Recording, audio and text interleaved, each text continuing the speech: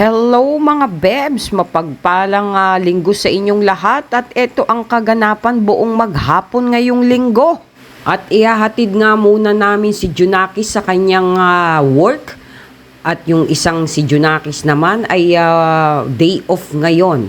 Wala siyang eskwela kaya naman linggong-linggo ang daming umaakyat ng Tagaytay.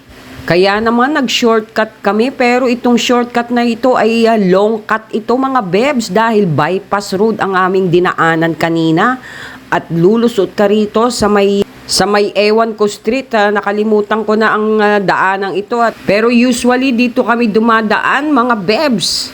Sige anak, magpayaman at kumita ng maraming pera. Sumaiyo ang lahat ng biyaya ng Diyos. Ambunan mo ako. At eto nga mga bebs, sa pagdating naman namin sa bahay ay nagluto na kagad ako ng ulam.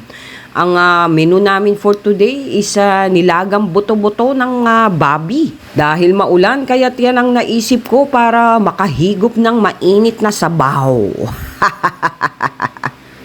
So ayan, luto na ang ating nilagang buto-buto mga bebs. At nung umaga nga ay pinatawag ako sa Senado at namimiss daw ako ng biyanan ko at gusto niya akong makita. Ang namimiss niya ay yung pansit malabon, hindi naman talaga ako.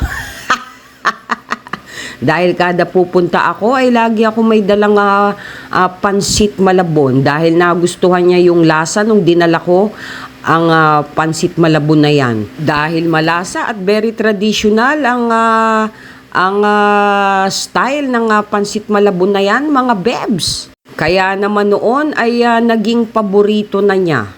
So kukunin na natin yung order natin dahil tumawag ako. Sabi ko for pick up para habang nasa bahay pa ako ay ginagawa na nila at ready na. So ayan, 'di ba? Ang bilis lang. Isang tawag mo lang mamaya gagawin na nila at ready na for pick up. At didiretso na nga tayo, eto na, andito na pala kami, ang bilis. At pupuntahan na natin ang bahay ng aking biyanan.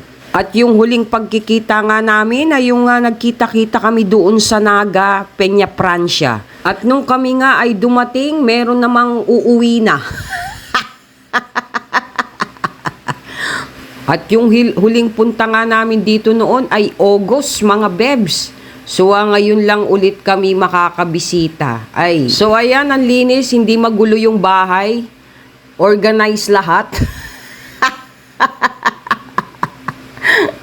At sabi nga ng biyanan ko bakit daw nagdala pa ako ng malabon ay iniiwasan na nga raw niyang kumain. At diet na raw siya. Pero sa totoo lang, ang dami niyang nasandok. Dahil hindi na naman niya napigilan ng pagkain ng pansit malabon na miss niya na talaga yung lasa dahil napakasarap nga raw. So yan ang pinakamasarap, yung habang nagkakainan kayo ay nagkukwentuhan kayo at nagchichismisan na may kasamang katatawanan na hindi masyadong siniseryoso ang buhay at dinadaan sa tawa ang kalungkutan. O kaya shout out dyan sa mga kasundo ang inyong mga biyanan. At kung hindi nyo pa kasundo, ay mag-isip-isip na kayo lalo na't kayo'y nagkakaedad na. Dahil ang sama ng loob ay hindi yan itinatanim at hindi yan pinatatagal dahil baka yan magkaugat at mamana pa ng iyong mga sanga. Dahil kung minsan ganyan talaga ang mga biyanan lalo na't alam niyang ikaw ang pangalawang babae na mamahalin ng anak niya sa kanyang buhay.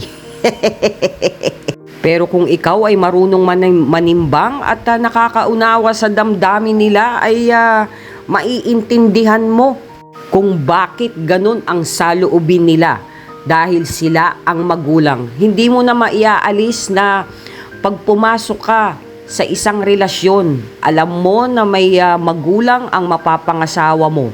So kailangan doon sa sirkulasyon ng pamilya nila ay kasama ka na. Kasama ka na rin sa sirkulasyon hanggat kayo ay nagsasama ng asawa mo. No turning back. Kaya't kung ayaw mo na sa asawa mo, ay magpalit ka na ng biyanan mo. Kaya kung wala kang respeto sa biyanan mo, ay ibig sabihin ay wala ka ring respeto sa asawa mo. Dahil kung mahal mo ang asawa mo, dapat yakapin mo rin kung sino ang mga mahal niya na naging bahagi ng buhay niya. Ang pagmamahal at pagrespeto sa iyong biyanan ay ang magdadala sa inyo ng tagumpay at kapayapaan sa iyong puso.